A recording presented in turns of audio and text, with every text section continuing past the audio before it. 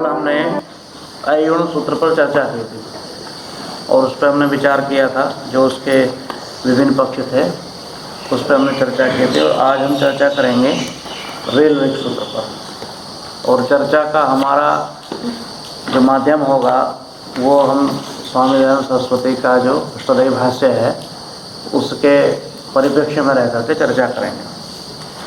तो रेल ऋग सूत्र पर स्वामी जी व्याख्या करते हुए लिखते हैं कि रील रे इति द्वौ वर्णों उपदेश्य ककारम इतम करोति।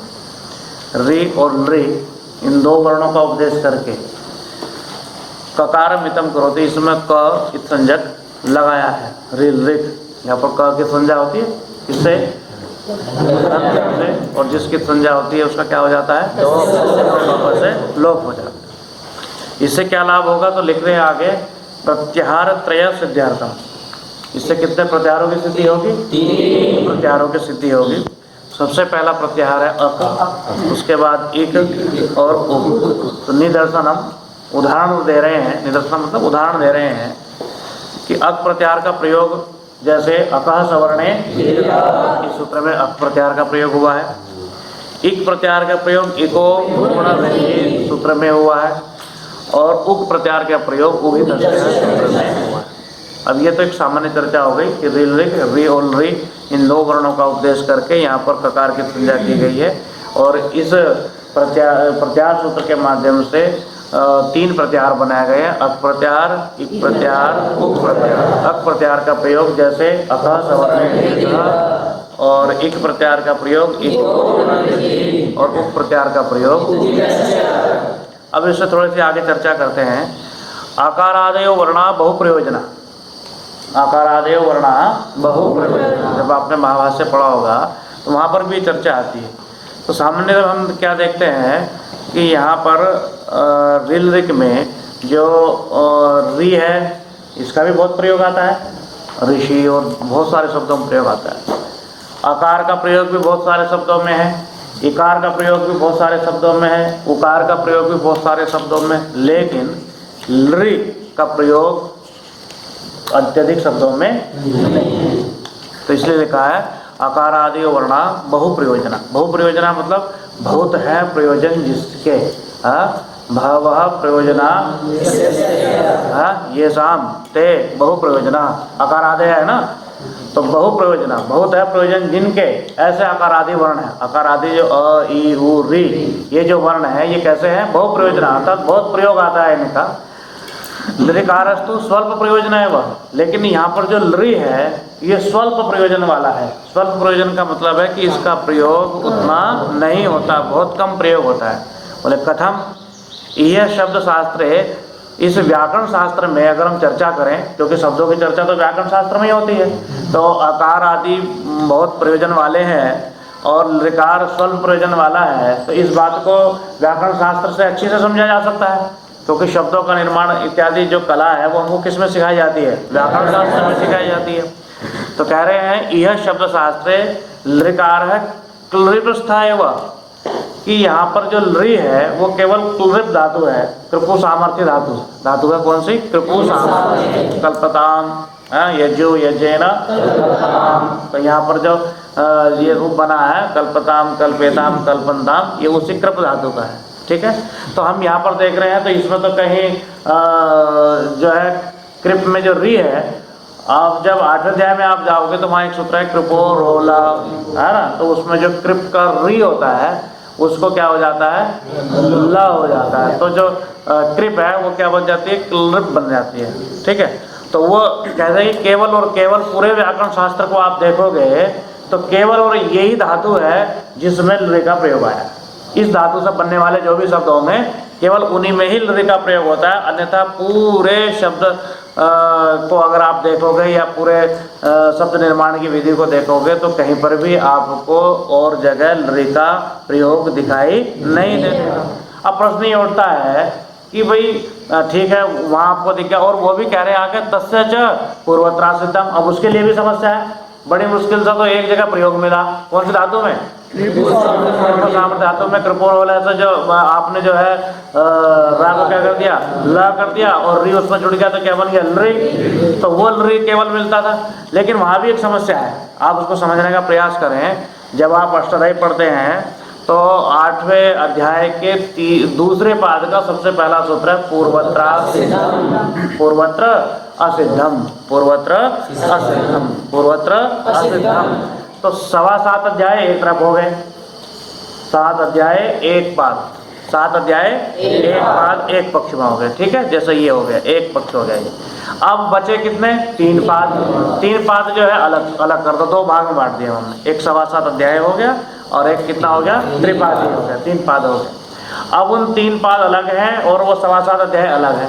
यह झगड़ा ये है कि 7.25 अध्याय इस बात को कहते हैं कि ये 3 पाद जिस काम को करेंगे हम उसको नहीं मानेंगे। क्या कहा, ये 3 पाद कौन सा, 8वें अध्याय का दूसरा पाद, तीसरा पाद, चौथा पाद, ये जो कार्य करेंगे उस कार्य को हम नहीं मानेंगे। कौन नहीं मानेगा, है नहीं मानेंगे। तो न मानने से क्या समस्या हुई, बोले और बड़ी भारी समस्या हो गई। क्या, बोले समस्या ये हो गई कि बड़ी मुश्किल से तो किलरिप कृपोरोला से जो लत हुआ था तो किलरिप धातु में लरी का प्रयोजन मिला था। अब ये कृपोरोला सूत्र जो है 8वें अध्याय के दूसरे पाद में है, किसमें है, उसने ये जो है विधान किया था, समझे। अब उसके कारण समस्या ये हो गई कि भाई 7.25 अध्याय जब इस चीज को देखता है कि ये जो किलरिप शब्द दिखाई देता है तो वो कहता है कि जो आपने र को ल किया है ना, क्या किया है, हम उसको मानते ही नहीं, हम उसको मानते ही नहीं। उससे क्या होगा, उससे समस्या ये होगी कि जो धातु कृप धातु को हमने क्लिप बनाया था वो वास्तव में फिर क्या रह गई, कृप रह गई। बात समझ में आई? इसको ऐसा समझिए। एक और दूसरा उदाहरण लीजिए। जैसे एक उदाहरण आता है बालका आगच्छन्ति, बालका आगच्छन्ति, तो आप देखेंगे बालकः, बालकौ, बालकाः, बहुवचन हो गया ना, विसर्ग है वहाँ पर। आगच्छन्ति आते हैं। आप क्या करते हैं, बालकः आगच्छन्ति के विसर्ग का लोप करते हैं। जब आप संधि पढ़ेंगे ना, संहिता पढ़ेंगे, संधि पढ़ेंगे, किससे करते हैं, तो वहाँ पर आप किससे करते हो, तो विसर्ग का लोप हो जाता है। मतलब विसर्ग को यह होता है और यह होकर के उसका बाद फिर जो है लोप साकल्य से हो जाता है, लोप हो जाता है। लोप हो गया तो क्या बचा, बाला आगच्छन्ति। अब आपके मन में एक शंका ये हो सकती है कि यहाँ आकाशवर्ण दीर्घ क्यों नहीं लगता, बाला आ, आगच्छन्ति आ, दोनों आ मिलकर आकाशवर्ण दीर्घ लगना चाहिए, तो नहीं लगना। उसका भी समाधान यही है, क्या कि आकाशवर्ण दीर्घ सूत्र है 6ठे अध्याय के पहले पाद का। आकाशवर्ण दीर्घ सूत्र कहाँ का है, पहले पाद का। और भो भगो अघो पूर्व से योसी सूत्र कहाँ पर है, 8वें अध्याय के कौन से पाद का, तीसरे पाद का। ठीक है। अभी मैंने क्या बताया, 7.25 अध्याय 8वें अध्याय के दूसरे, तीसरे, चौथे पाद के किए हुए काम को नहीं मानेंगे। तो जब आकाशवर्ण दीर्घ वहां पर लगने लगा, कहाँ, बाला आगच्छन्ति में, तो उसने देखा यहाँ तो विसर्ग को यह करके लोप किया है, विसर्ग को तो किसने किया है, तो पता लगा कि 8वें अध्याय के तीसरे पाद में है ये सूत्र। उसने कहा मैं इसके किए हुए काम को नहीं मानता। तो क्या दिखाई देने लगा वहाँ, विसर्ग ही दिखाई देने लगा। और जब विसर्ग ही दिखाई देने लगा तो वहाँ आकाशवर्ण दीर्घ सूत्र भी नहीं लगा। ऐसा ही यहाँ समझो, थोड़ा सा गंभीर विषय है कि धातु थी हमारी कौन सी, कृप धातु। कृप धातु में सूत्र कौन सा लगा, कृप। तो कृप क्या बन गई, बन गई, उसमें लरी आ गया। और पूरे व्याकरण शास्त्र में केवल लरी का प्रयोग यहीं पर ही होता है। अब इधर के 7.25 अध्याय कहने लगे हैं कि हम जो है कृपोरोला ने जो लत्व किया हम उसको नहीं मानते। तो फिर वो वापसी क्या दिखाई देने लगी, कृप दिखाई देने लगी। तो उसी बात को कह रहे हैं, तस्य च पूर्वत्र सिद्धम इति लत्वम सिद्धम। लत्व क्या हो गया, असिद्ध हो गया। असिद्ध हो गया तो वो जो एक प्रयोग मुश्किल से मिला भी था वो भी खत्म हो गया, खत्म हो गया ना। तो तस्य असिद्धत्वात्, उस लरी के क्या हो जाने से, असिद्ध हो जाने से, ऋकारे सर्वाणि कार्याणि सिद्ध्यन्ति। तो अब काम कैसे चलेंगे, तो बोले ऋकार से ही काम चलेंगे। किससे, ऋ से ही काम चलेंगे। तो जब ऋ से ही काम चलेंगे तो लरी को यहाँ कहने की क्या आवश्यकता है, फिर लरी को क्या कहने की आवश्यकता। आप जानते हो सूत्रों के बारे में ऐसा कहते हैं कि जैसे आपने समाज में देखा होगा कि जब कहीं परिवार में घर में पुत्र पैदा होता है ना तो बहुत खुशी मनाई जाती है ना। तो ऐसे ही वैयाकरण कहते हैं कि अगर सूत्रों में छोटा सा भी कुछ कमी हो जाए ना, मतलब छोटे हो जाए सूत्र, तो वह क्या कहते हैं, पुत्रोत्सव मनाते हैं, है ना। क्या कथन है, याद है आपको? एक मात्रा लागे हुए ना पुत्रोत्सव मन्यन्ते वैयाकरण, एक मात्रा की भी लघुता हो जाए तो पुत्रोत्सव मनाते। यहाँ तो पूरा ही लरी समाप्त करने की बात आ रही है कि री में से लरी हटा दो, केवल री से ही काम चल जाएगा। कुछ समझ में आई ना बात? तो इसलिए कह रहे हैं तस्य असिद्धत्वात् ऋकारे सर्वाणि कार्याणि शेषयन्ति। शेषयन्ति क्या मतलब, सिद्ध हो जाएंगे, सारे कार्य सिद्ध हो जाएंगे। पुनर्लृकारोपदेश की वर्ता, तो फिर लृकार का उपदेश करने की प्रत्याहार सूत्र में कोई आवश्यकता नहीं है। तो उसका उत्तर देते हैं कि आवश्यकता 2-3 काम है उनके लिए पड़ेगी। क्या?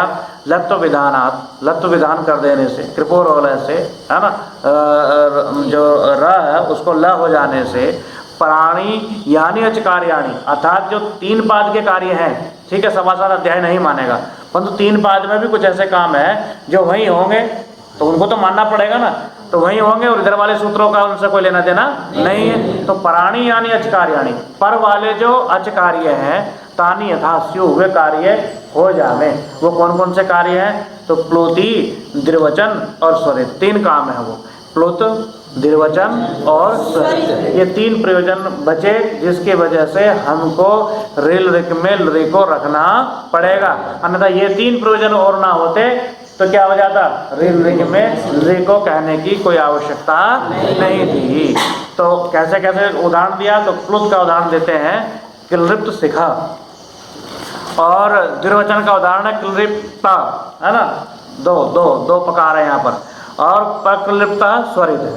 तो कैसे कैसे, क्लिप्त शिखा में बहुब्री समास है, क्लिप्ता शिखा यस्य स, बहुब्री समास किस सूत्र से होता है?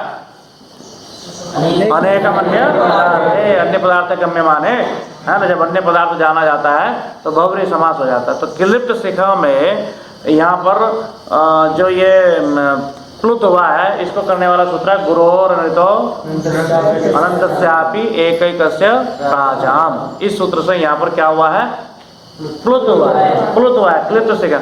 और ये सूत्र कहाँ का है? 8वें अध्याय का ही है। तो ये तो जो है असिद्ध वाला यहाँ कोई झंझट ही नहीं है, तो इसलिए इसको यहाँ पर प्लुत करने के लिए क्लिप्त शिखा में लरी को मानना ही पड़ेगा। क्योंकि आप जानते हैं कि जो स्वर होते हैं वो किसको होते हैं? अच को ही होते हैं। किसको होते हैं? अच को ही होते हैं, हल को जो है स्वर नहीं होते। तो लरी यहाँ पर पाठ हो जाने से लरी अच में आ गया, और अच में आ जाने से सो क्या हो गया, प्लुत हो गया। दूसरा उदाहरण है क्लिप्ता, इसमें अनचिच, है ना, अनच अगर परे हो तो र और ह से उत्तर क्या हो जाता है? दीर्घ, नहीं दीर्घ नहीं, द्विवचन हो जाता है। द्विवचन का मतलब है कि एक ही वर्ण को 2 हो जाएगा, एक ही वर्ण को क्या हो जाएगा? 2। तो क्लिप्त में 2 प्रकार आ गए, ठीक है। तो ये भी कब तब होगा जब हम रे को रिल रिक में स्वीकार करेंगे।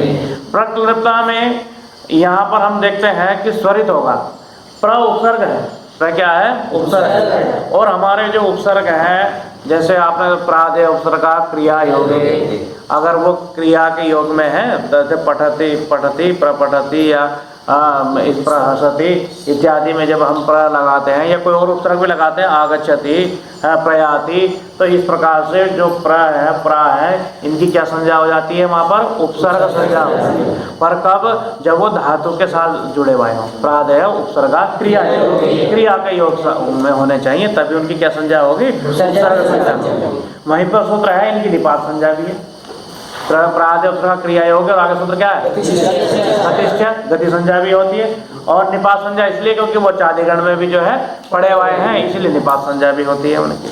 तो यहाँ पर हमको जो है गति संज्ञा की आवश्यकता है, तो इसकी गति संज्ञा हम मान लेंगे गतिश्च से। गति संज्ञा हो जाने से लाभ ये होगा कि एक सूत्र है गतिरनंतरा, गतिरनंतरा, ये वो करता है, पूर्व पद प्रकृति स्वर करता है। पूर्व पद प्रकृति स्वर का मतलब है कि जो 2 पद हो गया, एक प्र हो गया और एक क्लिप्ता हो गया, 2 पद हो गए, क्योंकि उपसर्ग को पदांत माना जाता है ना। सिद्धांत व्याकरण का उपसर्ग कैसे माने जाते हैं? पदांत माने जाते हैं। तो प्र एक अलग पद हो गया और क्लृप्त एक अलग पद हो गया। इन दोनों पदों के अलग अलग होने पर जब हम इनका समास करेंगे, किससे? कुगति प्रादय से समास करेंगे। समास हो जाने पर यहाँ पर जो समास का स्वर है समास से वो होना चाहिए था, लेकिन उसकी प्राप्ति होने पर गतिरनंतर सूत्र कहता है कि यहाँ पर समास स्वर ना होकर के यहाँ पर पूर्व पद का स्वर होगा। किसका स्वर होगा? तो पूर्व पद में क्या है? प्र। अब हमें ये ढूंढना पड़ेगा कि प्र का स्वर क्या है। तो प्र जो है निपात है, अभी बताया ना, प्र के निपात संज्ञा भी है। तो एक फिट सूत्र आपने देखा होगा, अष्टाध्याय में देखा फिट सूत्र।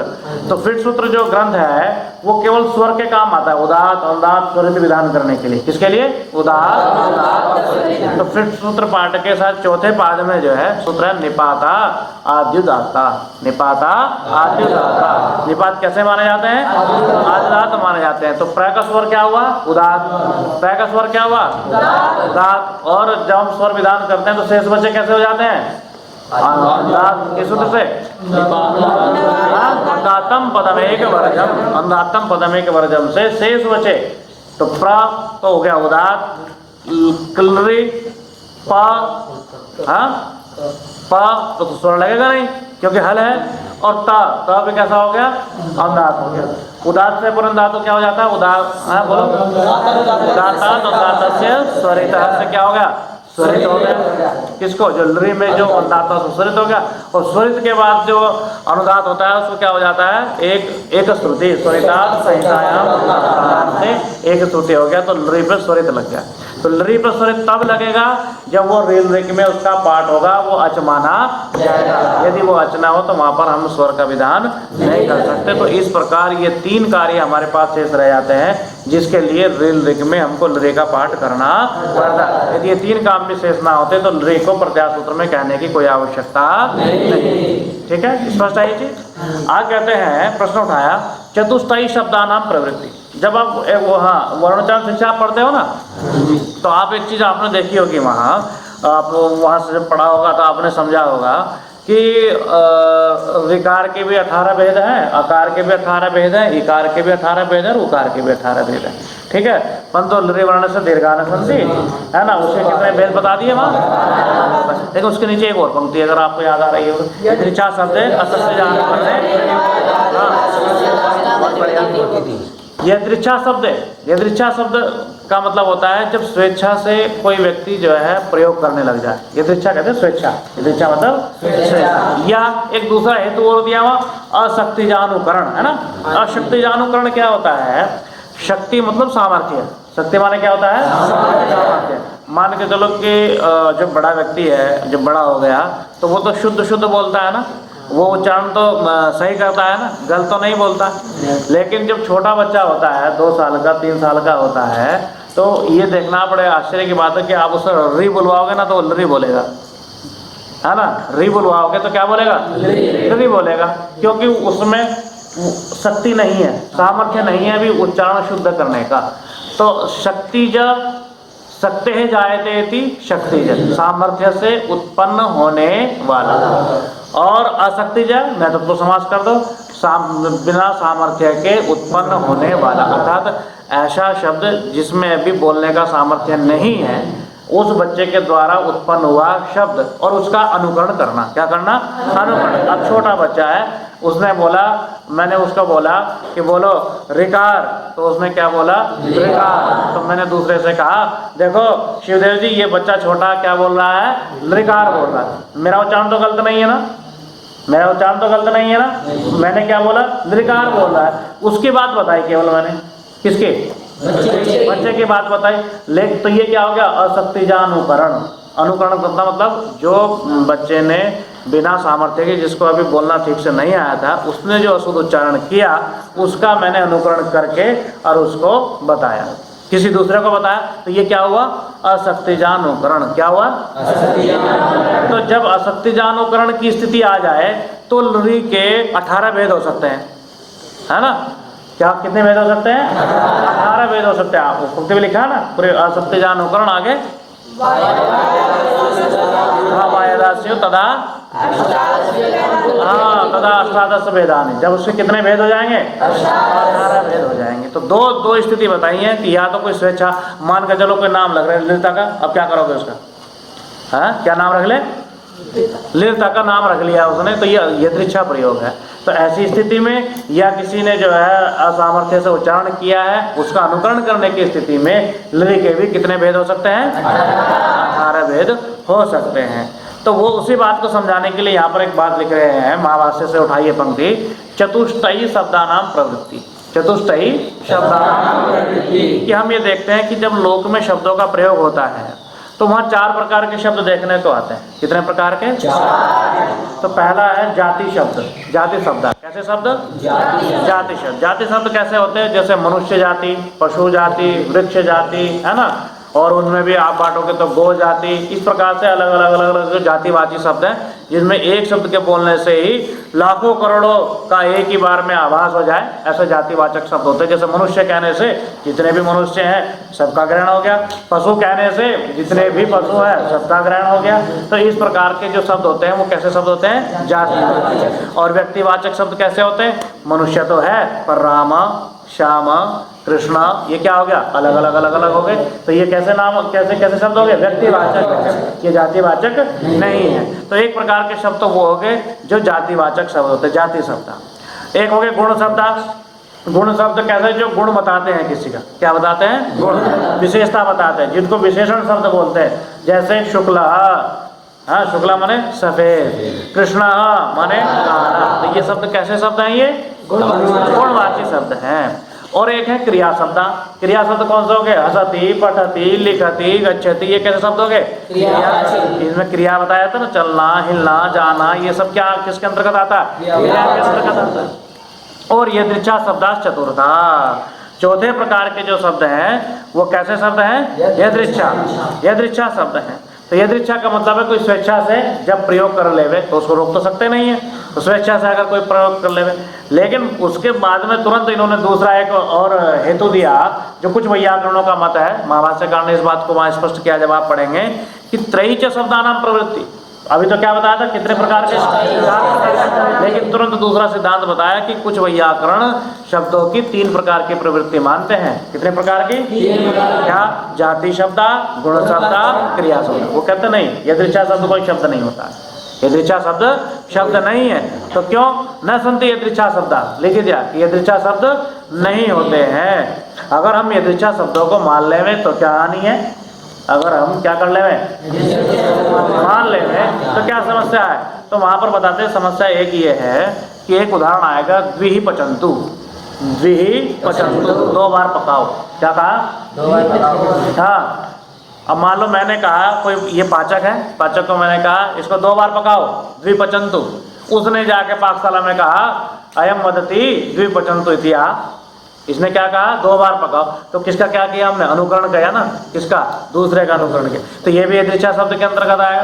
तो अगर हम इसको यदृच्छा शब्द मान लें तो द्विपचंतु में जो पचंतु क्रिया है, तिंग है ना पचंतु, और द्वि क्या है? अतिंग है। अतिंग का मतलब जो तिंग नहीं है, तिंग भिन्न।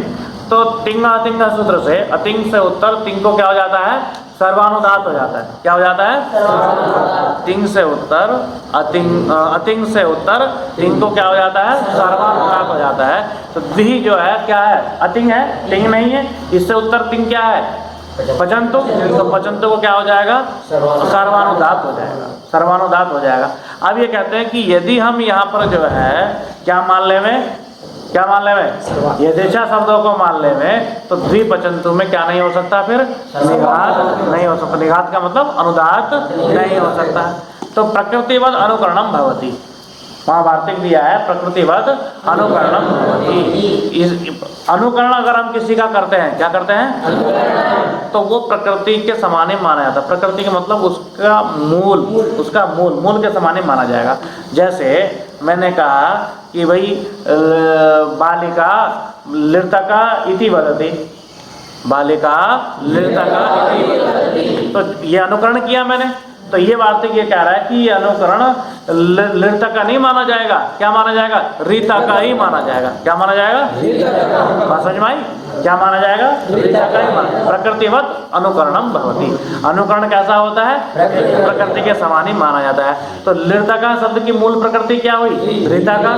तो वो रीता का ही माना जाएगा, लिरता का नहीं माना जाएगा।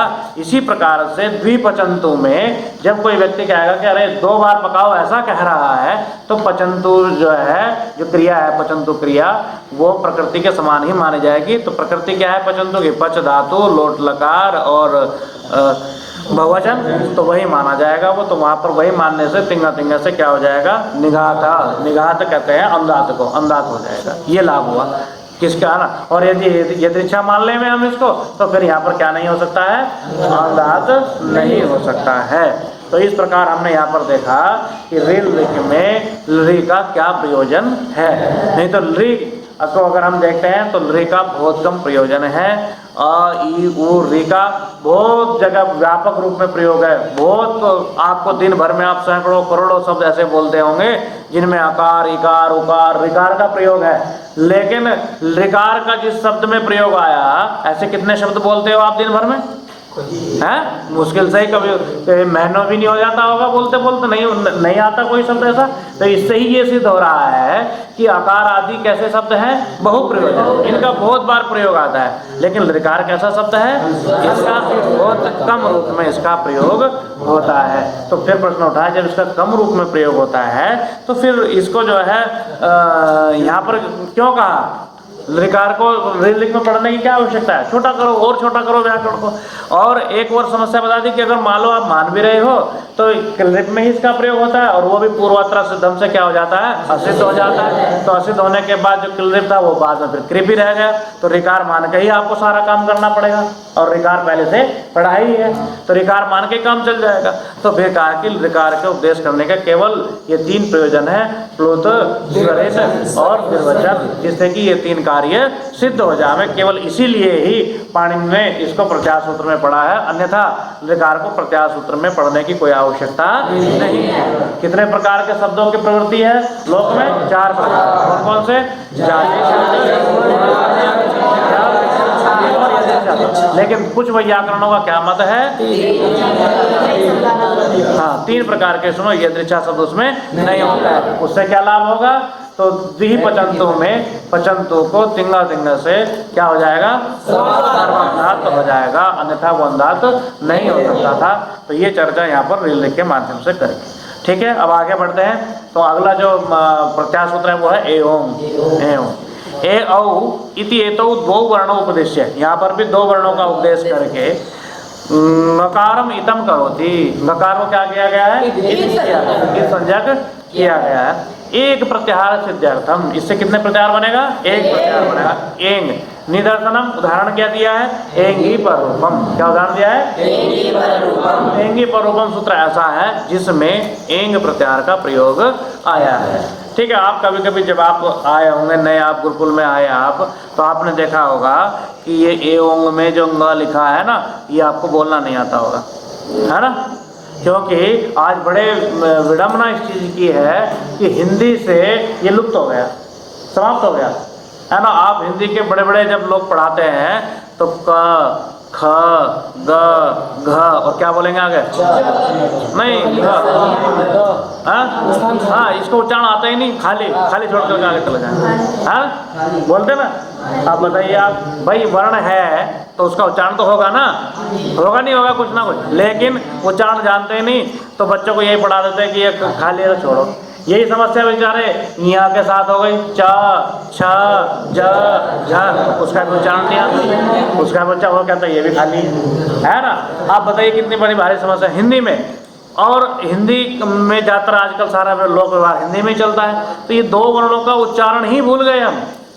लेकिन संस्कृत में अभी जीवित है ये उच्चारण। जब आप गुरुकुल में आए तब आपको बताएगा कि इसका उच्चारण क्या होगा, ङ, उसका और चा, छा, जा, झा, ऐसे उच्चारण होगा। देखो कितनी आपको छोटे से ये उपलब्धि हो गई ना, और बाहर पढ़ते तो आपको यही पता नहीं होता जिंदगी भर कि इनका उच्चारण भी कैसे होता। नहीं तो आप जब कभी घर वर जाओ तो पूछ लेना किसी से, कोई बता दे तो इसका उच्चारण क्या होता है, कोई नहीं बताएगा, बड़े बड़े हिंदी के मास्टर नहीं बता पाएंगे कि इसका उच्चारण होता क्या है। तो इसका न है ना, ऐसा उच्चारण होता है। क्यों बताएगा कोई, क्यों होता है? क्या वर्णोच्चारण शिक्षा में सूत्र है इसका? हाँ बोलो, सही बोलो, बोलो। हाँ, स्थान नासिका स्थान, इंग या ण न म, इनमें इनका जो स्वस्थान, स्वस्थान का मतलब ये जिस जिस वर्ग के हैं उस वर्ग का जो उच्चारण स्थान है। जैसे ङ का वर्ग का है तो का वर्ग का उच्चारण स्थान क्या है? कंठ। स्वस्थान कंठ तो होगा ही होगा, परंतु साथ में नासिका स्थान, नासिका भी उसके साथ में आ जाएगी। तो इसी प्रकार से यहाँ का उच्चारण स्थान तालु और नासिका, इस प्रकार जो है इसका उच्चारण किया जाता है। तो आगे बढ़ते हैं। तो इसमें कोई ज़्यादा ऐसी शंका समाधान नहीं है, सरल सूत्र था। ऐ औच, ऐ औच में ए औ इति दो वर्णों उपदेश है। यहाँ पर भी दो वर्णों का उपदेश करके, किसका उपदेश करके? दो वर्णों का उपदेश करके चकारम हितम करोति, किसकी संज्ञा की गई है? चकार। प्रत्याहार चतुष्टय सिद्ध्यर्थम, कितने प्रत्याहारों की सिद्धि के लिए? चार प्रत्याहारों की सिद्धि के लिए। वो चार प्रत्याहार हैं अच, इच, ए, ऐच। निदर्शनम, उदाहरण दे रहे हैं कि अच प्रत्याहार का प्रयोग आया है अचः परस्मिन् में, अच प्रत्याहार का प्रयोग है। इच प्रत्याहार का प्रयोग नादीची में आया है, और एच प्रत्याहार का प्रयोग वृद्धि रेची में आया है, और ऐच प्रत्याहार का प्रयोग वृद्धि आदेश में आया है। और ये भी आपका बहुत बड़ा सौभाग्य है कि जैसे आप ए बोलते हैं ना, ए है ना, ए, ऐसे ही ऐ अलग उच्चारण है दोनों का, लेकिन प्राय करके लोक में इसको, लोक में हम क्या देखते हैं? एक जैसा ही उच्चारण करते हैं। ए, ऐ, ओ, औ, अलग अलग उच्चारण इस प्रकार स्पष्ट करना चाहिए। इमानी, यहाँ पर भी थोड़ी बहुत अच्छी चर्चा की है। इमानी चत्वारी संध्यक्षराणि, आपने पढ़ा होगा वर्णोच्चारण शिक्षा में कि ए, ओ, ऐ, औ, ये कैसे अक्षर हैं? संध्यक्षर। संध्यक्षर का मतलब होता है संधि होकर के, जुड़ करके बने हैं। कैसे बने हैं? जुड़ करके बने हैं। जैसे अब हम देखते हैं कैसे बने हैं। तो सबसे पहले हम बनाते हैं ए, तो ए कैसे बनेगा? अ, ई, आज गुणा से गुण कर दोगे तो क्या बन जाएगा? ए। ओ बनेगा अ, उ, कैसे बना? अ, उ, तो क्या बन गया? आज गुणा से गुण करके ओ। अब आई, आई कैसे बनेगा? आ, ए, वृद्धि रेची से क्या हो जाएगा? वृद्धि, तो क्या बन जाएगा? ऐ। और ऐसे अ, ओ, तो क्या बन जाएगा? औ, वृद्धि रेची से वृद्धि हो जाएगी। तो हम इन चारों वर्णों को क्या देख रहे हैं कि ये जुड़ करके बने हैं। ठीक है, संध्यक्षर समझ में आया? संध्यक्षर का मतलब जुड़ करके बने हैं, मिल करके बने हैं। तो इनमें दो दो वर्ण जुड़े हुए हैं तब जाकर के बने, इसलिए इनका नाम संध्यक्षर है। तो इसलिए लिखा है स्वामी जी ने इमानी चत्वारी संध्यक्षराणि, ये चारों के चारों क्या है? तत्र ये वर्णैक देशा वर्णांतर समानाकृतयस् तेषु तत्कार्यम न भवति। अब इसको आप यूँ समझिए, पहले इस पंक्ति का अर्थ लगाने से पहले कि ओ में आ भी मिला हुआ है और ओ मिला हुआ है। क्या मिला हुआ है? ओ मिला हुआ है। जैसे हम उदाहरण देखते हैं, योगा जमा ईशा, योगा जमा ईशा, तो यहाँ पर अ और ई मिलकर क्या बन जाता है? ए बन जाता है। मान के चलो कि यहाँ पर मैं योगा की जगह पर और ओसा शब्द कर दूँ, योगा और प्लस धन ओसा कर दूँ, है ना? ओसा जैसे उस धाय धातु से बन जाएगा शब्द, गया प्रत्यय करके ओसा शब्द बनेगा ना, मूर्धन्य सकारांत वाला शब्द बनेगा ओसा, ऐसा कर दूँ मान के चलो, योगा जमा ओसा। तो यहाँ आप क्या आधगुणा लगाएंगे? आधगुणा की शब्द क्या है? अ या आ से उत्तर बाद में क्या होना चाहिए? ई, उ, री और री हो, तो ई को क्या हो जाता है? ए, उ को क्या हो जाता है? ओ, री को क्या हो जाता है? अर, री को क्या हो जाता है? अल। अब यहाँ योगा में ग में अ है और उधर क्या है? ओ, उधर क्या है? ओ। अब अ के बाद में कोई बुद्धिमान ये कहने लगे कि ओ में भी तो ओ है, ओ में भी क्या है ना? है ना? तो क्या यहाँ पर भी आधगुणा लगेगा? क्या यहाँ पर भी आधगुणा लगेगा? ये प्रश्न उठता नहीं। हमें ये पता कि नहीं लगेगा, पर हम कहें क्यों नहीं लगेगा? यहाँ पर तो ओकार तो है, इसमें ओकार तो है, यहाँ पर भी लगना चाहिए। या फिर कोई ये कहे कि योगा जमा ओसा में अकार है, अकार श्रवण दीर्घ लगाइए। क्या लगाइए? अकार श्रवण दीर्घ लगाइए। तो उसी समस्या के समाधान के लिए यहाँ पर ये बात बताई जा रही है कि ये जो वर्णिक देश हैं, वर्णिक एक देश का मतलब एक भाग, वर्णिक देश का मतलब एक भाग, और वर्णिक देश का मतलब जिनमें ऐसे वर्ण जिनमें एक भाग अन्य वर्णों का भी है। किसका है? जैसे ओ में कौन कौन से वर्ण है? अ, ओ। तो जो ये वर्णिक देश हैं इनमें वर्णांतर समानाकृत है। अगर दूसरे वर्णों की समान आकृति मिली है तो तेसु तत्कार्यम न भवति, उनके पर रहते वो काम नहीं होते। अगर आप कहो कि भाई आकार भी इसमें मिला हुआ है तो आकार परे मान करके कोई काम हो जाएगा, या ओ में जो है उकार मिला हुआ है तो उकार परे रहते हुए कोई कार्य हो जाएगा, तो वो कार्य यहाँ पर नहीं होगा। क्यों नहीं होगा? तो ये अवयव है। अवयव जानते हो? वर्णिक देशा मतलब वर्ण के एक भाग से जुड़ करके बने हुए, है ना। तो अवयव मतलब क्या होता है? टुकड़े। तो ओ में कितने वर्ण मिले हुए हो गए? दो। क्या क्या? अ और उ, दो भाग हो गए। तो इन दो भागों को जोड़ करके क्या बना? ओ। तो ये वर्णिक देशा, इन वर्णों में जो ये वर्ण मिलकर के बने हैं, अवयव जो हैं ये वर्णों के अवयव, इनमें वर्णांतर दूसरे वर्णों की जो समान आकृतियां मिली हुई हैं, जैसे अ मिला है, ओ मिला है, तो उनके परे रहते तत्कार्यम न भवति, उनके परे रहते वो कार्य प्राप्त नहीं होते। हाँ, जो ओकार के परे रहते, ऐकार के परे रहते या औकार के परे रहते कोई कार्य होगा वही होगा, या आकार उकार के परे रहने पर जो कार्य प्राप्त होते हैं वो कार्य वहां पर प्राप्त नहीं होंगे। तो इसीलिए अगर ऐसा हो जाता तो ये समस्या नहीं होती। इसीलिए क्या कह रहे हैं? तदर्थम नुड़ विधि लादेश विरामेशु ऋकार ग्रहणम कर्तव्यम। इसीलिए हम क्या कर रहे हैं कि नुड़ विधि में, नुटागम की विधि में, जहाँ आगम होते हैं ना, आगम, नुटागम की विधि में, और लादेश का मतलब है कि जहाँ पर कृपोर हो रहा है रा को क्या किया जाएगा? ल किया जाएगा। और विनाम जो है संज्ञा कहते हैं जहाँ नाको ना करते हो आप, विनाम कहते हैं नाको ना, जीर्णत्व विधान किया जाता है ना, उसका नाम है विनाम। ये पूर्वाचार्य की संज्ञा है, पाणिनि ने भी इसको ऐसा का ऐसा ही लिया है। तो नाको ना होना, क्या होना? उसे क्या कहते हैं? विनाम। तो ये तीन काम बताए यहाँ पर वार्तिक ने, कौन कौन से? नुड विधि, लादेश और विनाम। इन तीनों में ऋकार का ग्रहण करना चाहिए। क्या करना चाहिए? क्यों, क्या आवश्यकता पड़ी? तो वो थोड़ा सा आप देख लीजिए। जैसे हम पहले, सरल है इसलिए समझाता हूँ पहले, विनाम का मतलब है नाको खड़ा होना। कर्तृ शब्द से षष्ठी विभक्ति बहुवचन में बनेगा कर्तृणाम। क्या बनेगा? पद सिद्धि देखेंगे तो कर्तृ और षष्ठी विभक्ति बहुवचन में क्या आ जाएगा? आम आ जाएगा, आम, है ना।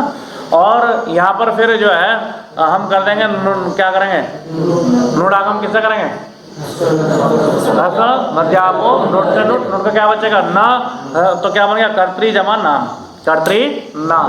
अब यहाँ पर जो है दीर्घ कर देंगे किससे? नामी से दीर्घ कर देंगे तो क्या बन जाएगा? कर्तृ नाम। और आप जो है, अब यहाँ दो स्थितियां हैं कि अगर हम कर्तृ री बोलने में रा सुनाई दे रहा है ना, री बोलने में रा सुनाई दे रहा है, तो उस रा को मान करके रसाभ्याम नोणा समान पदे से नाकोणा हो जाएगा। र से और मूर्धन्य स से उत्तर नाकोणा हो जाता है। तो कर्तरी में जो र तो नहीं है, लेकिन क्या सुनाई दे रहा है? र सुनाई दे रहा है। तो उस रेप श्रुति को मान करके हम क्या कर देंगे? नाकोणा कर देंगे। तो फिर यहाँ ग्रहण करने की आवश्यकता नहीं है। लेकिन यहाँ पर एक सिद्धांत महाभाष्यकार ने ये दे दिया कि भाई जो वर्णिक देश हैं उनमें जो वर्णांतर समानाकृति है उसके परे रहने पर वो कार्य नहीं होते। अर्थात कहने का तात्पर्य ये है कि री में जो आप र मान रहे हो वो नहीं माना जाएगा।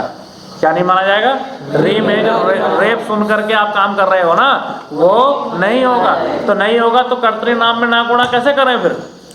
भाई आप तो मना कर दिए ना, तो रसाभ्याम होना समान पद से तो होगा नहीं, क्योंकि र तो वहां साक्षात पड़ा नहीं है। र कैसे माना था हमने? रेप श्रुति से माना, और रेप श्रुति आपने मना कर दिया कि नहीं, ऋकार स्वतंत्र वर्ण है और र जो है वो स्वतंत्र वर्ण है। तो यहाँ र नहीं है, यहाँ क्या है? री है। उच्चारण के सदृशता से आप जो है यहाँ पर नाकोणा नहीं कर सकते। तो फिर उनके लिए क्या करना पड़ता है? वार्तिक बनाना पड़ता है। क्या वार्तिक है बताइए? नहीं, वो तो वार्तिक हो गया, लेकिन उसके बाद रिवर्णा चेति वक्तव्यम, रिवर्ण से परे भी नाकोणा कह देना चाहिए। ये कब बनेगा वार्तिक? कब, किस पक्ष में?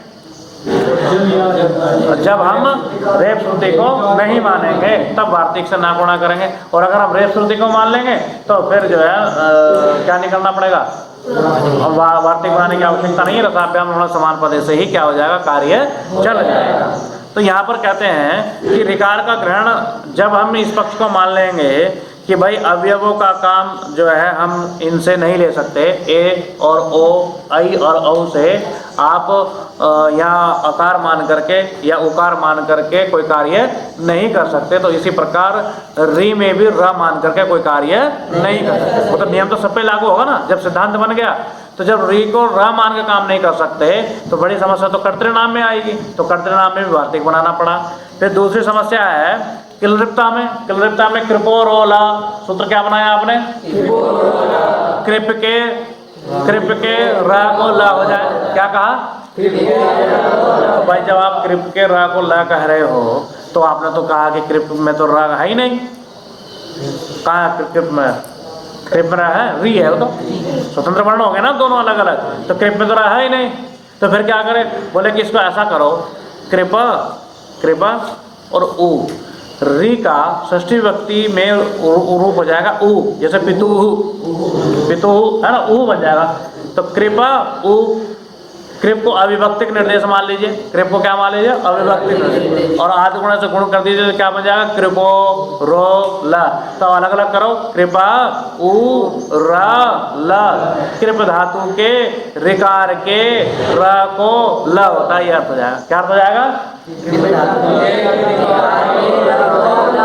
हो जाएगा। तो समाधान हो गया ना, तो वहां पर भी समाधान हो गया। ऐसे ही कहते हैं अनिर्धतु, अनिर्धतु में रिद धातु है रिद, तो यहाँ पर जब तस्मान्नुट द्विहल से अभ्यास से उत्तर में हम यहाँ पर जब नुट आगम करेंगे तो वहाँ पर भी जो है हम रेप न मान करके क्या मानेंगे, री है, और री है तो इसलिए हमें वहाँ पर कहना पड़ेगा कि री होने पर भी क्या हो जाता है, नुट आगम हो जाता है। अन्यथा क्या समस्या आती कि जब आपने ये मना कर दिया कि आप ए में, ऐ में, ओ में, औ में अकार और उकार मान करके कोई कार्य नहीं कर सकते, तो यहाँ भी ये प्रश्न बनता है कि फिर री में भी र मान करके आप कोई कार्य नहीं कर सकते। तो केवल 3 जगह समस्या आई थी, नोटागम में और लत्व में और बिना मतलब ना को प्रणय करने में। तो तीनों का समाधान कर दिया कि वहाँ हम पृथक से वार्तिक बना देंगे कि वहाँ पर ऋकार का ग्रहण होना चाहिए। तो ऋकार का ग्रहण कर देने से ये समस्या होगी कि फिर इनमें जो है ये स्वतंत्र वर्ण मान करके काम चल जाएगा। तो ये यहाँ पर एक प्रश्न था, उसका समाधान इस प्रकार किया गया है अयोच में। तो ये हमने चर्चा करी अयोच में। इसके बाद बहुत महत्वपूर्ण सूत्र आगे आ रहा है, वह हयवर्ण। ह य व र इति चतुरो वर्णानुपदेश्य, कितने वर्णों का उपदेश करके, 4 वर्णों का उपदेश करके तकारम इदम करोति, किसकी संज्ञा की गई है, तकार की संज्ञा की गई है। एक प्रत्याहार सिद्ध्यर्थम, इससे कितने प्रत्याहार बनेगा, एक प्रत्याहार बनेगा। कौन सा प्रत्याहार, अट। तो निदर्शन हम उदाहरण दे रहे हैं, सछोटी, सछोटी है ना, कहाँ पर प्रयोग आया है अट प्रत्याहार का, सछोटी। अब यहाँ पर भी एक प्रश्न है, जब आपने ये याद किया होगा, प्रत्याहार सूत्र याद किए होंगे, तो आपने सोचा होगा अयुण रेल रे ए ओम अयौ छायावर लण यमगणम जवय दस जवगणदस खा फा छ कपया षट। ये सारे वर्ण, चाहे वो स्वर हो चाहे वो व्यंजन हो, एक ही बार आए हैं। कितने बार आए, एक ही बार आया ना। कोई ऐसा तो नहीं कि क 2 बार आया हो, प 2 बार आया हो। तो ये बताओ आप जो इधर बैठे हुए हैं, कोई वर्ण ऐसा भी है क्या जो 2 बार आया हो, कौन सा, हाय वर्ण में ह और हल में ह कितनी बार आया, 2 बार आया। ऐसा सौभाग्य इसी को ही मिला है केवल कि जो 2 बार आया है, और किसी को तो नहीं मिला ना। तो अब उसी प्रश्न का उत्तर दे रहे हैं। आपके मन में ये प्रश्न आया होगा कि ऐसा कैसे कर दिया, सारे वर्ण तो एक बार उपदेश किए हैं और ये कितने बार कर दिया, 2 बार कर दिया। तो उसी प्रश्न का उत्तर दे रहे हैं, सर्वे वर्ण सकृत उपदिष्टा। सकृत मतलब एक बार, सकृत माने एक बार, सर्वे वर्ण सकृत उपदिष्टा। सारे वर्ण कैसे उपदेश दिए गए, एक ही बार उपदेश किए गए। अयम हकार और दिरुपदिश्यते, परंतु ये हकार कितनी बार, 2 बार। कितने बार उपदेश देगा हकार का, 2 बार किया। कहाँ का, पूर्वश्चैव परश्च। एक तो पूर्व में कहा हय वर्ण में, और पर में कहाँ, हल में 2 बार इसका उपदेश किया गया। तो कोई ना कोई क्या होगा इसका प्रयोजन होगा, निष्प्रयोजन तो नहीं होगा। तो वो प्रयोजन क्या है वो बताते हैं। उभयत्र ग्रहण से प्रयोजनम, उभयत्र मतलब दोनों जगह, उभयत्र मतलब दोनों जगह ग्रहण करने का प्रयोजन क्या है। पुरुषो हसति ब्राह्मणो हसति हस प्रत्याहारार्थम पूर्वोपदेश। पूर्वोपदेश मतलब पहला उपदेश कौन सा प्रत्याहार बनाने के लिए, हंस प्रत्याहार बनाने के लिए। हंस प्रत्याहार कहाँ से कहाँ तक बनेगा, हय वर्ण के ह से लेकर के श तक बनेगा, है ना। तो हंस प्रत्याहार बना। अब अगर हय वर्ण में है ना होता, हय वर्ण में अगर है ना होता तो क्या होता, हंस प्रत्याहार में हकार आता क्या, नहीं आता, हकार नहीं आता, नहीं आता। तो हसी च से पुरुषः हसति में जो विसर्ग है उसको उकार भी ना होता, हसी च से उकार नहीं हो सकता था। और हय वर्ण में हकार का पाठ किया है पाणिनि ने, इसलिए हसी च से जो है हंस प्रत्याहार में आने के कारण हकार के परे रहते विसर्ग को ऊ हो गया, तो क्या बन जाता है, पुरुषो हसति बन जाता है। पूर्वोपदेश अधुक्षत अलिक्षत इति सल प्रत्याहारार्थम परोपदेश। अधुक्षत और अलिक्षत में क्या करोगे, जब आप लेह धातु से और लुंग लकार बनाओगे लिह धातु से, तो वहाँ पर आप क्या देखोगे, एक सूत्र आया शल इगु पदार्थ निटा कसा। तो वो क्या करता है कि जब आप चिली लुंगी करते हो तो वो चिली के स्थान पर क्षा आदेश करता है, लेकिन उसकी एक शर्त है क्या, कि धातु शलंत होनी चाहिए। कैसे होनी चाहिए, शलंत का मतलब सल प्रत्याहार अंतिम में होना चाहिए। अब लेह धातु है, कौन सा धातु है, लेह। अब लेह धातु में ये चेक करना है कि इसमें सल प्रत्याहार है या सल प्रत्याहार अंतिम में है या नहीं है। तो शल प्रत्याहार बनता है श स और ह, यही तो है ना। तो लेह धातु में श भी नहीं है, स भी नहीं है, स भी नहीं, लेकिन ह है, तो इसका मतलब सल प्रत्याहार अंतिम में है। अब अगर हल में है ना पड़ा हुआ होता, कहाँ हाँ ना पड़ा हो, तो सल प्रत्याहार में हकार आ सकता है क्या, नहीं आएगा। तो सल प्रत्याहार में हकार नहीं आता, तो यहाँ पर जो ये अलिक्षत में जो इसको चिली के स्थान पर जो कसा आदेश किया है वो कसा आदेश भी नहीं होता। तो इस प्रकार ये 2 उदाहरण दिए, और भी कई सारे प्रयोजन हैं, लेकिन यहाँ केवल 2 ही बातें समझाए। तो इससे ये सिद्ध हो गया कि हकार का हय वर्ण में भी एक प्रयोजन है और हल में भी उपदेश करने का प्रयोजन है। निष्प्रयोजन कोई हकार का पाठ 2 बार नहीं किया गया। तो पहला प्रयोजन क्या बताया कि हय वर्ण में इसलिए पढ़ा गया है कि जिससे हस प्रत्याहार में उसका ग्रहण हो जाए, और हल में इसलिए पढ़ा गया है जिससे कि शल प्रत्याहार में उसका पाठ हो जाए। तो इस प्रकार दोनों प्रयोजन यहाँ पर बता दिए। और भी यहाँ पर बड़ी विस्तार से चर्चा है, तो इस चर्चा को हम अब जो है कल देखेंगे। इस पर आप पढ़ना, विचार करना, और कोई बात समझ में नहीं आए तो आप उसको पहुँचना, जा करके पाठ को पढ़ना, समझना, विचार अवश्य करना चाहिए। नहीं तो पढ़ा हुआ पाठ जो है फिर आप भूल जाओगे, याद नहीं रहेगा।